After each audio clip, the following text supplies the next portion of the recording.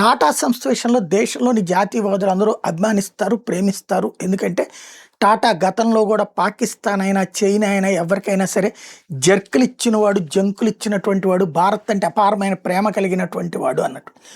ఆ జంషెడ్జీ తాతానా, రతన్ టాటానా వీళ్ళ మరణం తర్వాత ఇప్పుడు చంద్రశేఖరన్ గారు వచ్చాక ఇప్పుడు ఎదురైనటువంటి పరిస్థితులు. ఒకటి వాళ్ళకి సంబంధించినటువంటి అదేదో మ్యూచువల్ ఫండ్స్ ఉందంట. ఆ మ్యూచువల్ ఫండ్స్‌లో కూడా ముస్లింలకు సంబంధించినటువంటి డబ్బులు ఏదైతే హరాం కాని వాటిట్లోనే ఇన్వెస్ట్ చేస్తారట. అట్లాంటి ఒక విచిత్రం ఒకటి పక్కన పెడితే, ఏదైతే ఇప్పుడు నిదా ఖాన్ అనేటటువంటి అమ్మాయి తనే హెచ్ఆర్ హెడ్. ఆ అమ్మాయే 8 మంది అబ్బాయిలకి 7 టీమ్ లీడర్లని నియమించి వాళ్ళ ద్వారా హిందూ అమ్మాయిని ట్రాప్ చేసింది అన్నటువంటిది జరిగింది కదా. ఎన్ఐఏ ఇదే సిట్ కూడా అదే తేల్చింది కదా. ఈ వారం 10 రోజుల నుంచి అదంతా జరుగుతుంది కదా.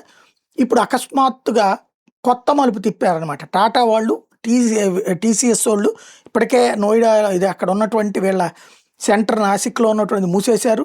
అందరినీ వర్క్ ఫ్రమ్ హోమ్ అన్నారు.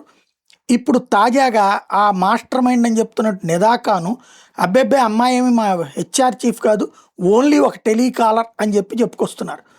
దీన్ని అడ్డుపెట్టుకుని ఇప్పుడు అనేక మంది ఎవరైతే మోడీ ద్వేషులు కావచ్చు, జాతీయవాద ద్వేషులు కావచ్చు, వీళ్ళందరూ అకస్మాత్తుగా తెర మీదకి వచ్చేసి ఆ అమ్మాయి గర్భవతి కూడా, అందుకని సెలవు పెడితే అమ్మాయి మీద అబాండాలు వేశారు, ముస్లింల మీద కావాలని టార్గెట్ చేస్తున్నారు అన్నట్లు కొత్త కథ అల్లడం ప్రారంభించారు. టెలికాలర్గా ఉన్నటువంటి అమ్మాయిని హెచ్ఆర్గా ప్రమోట్ చేశారా? హెచ్ఆర్గా ఇప్పుడు అమ్మాయి ఇష్యూ బయటకు వచ్చింది కాబట్టి టెలికాలర్ అని చెప్పేసి తప్పించుకుంటున్నారనేది తేలాల్సి ఉంది.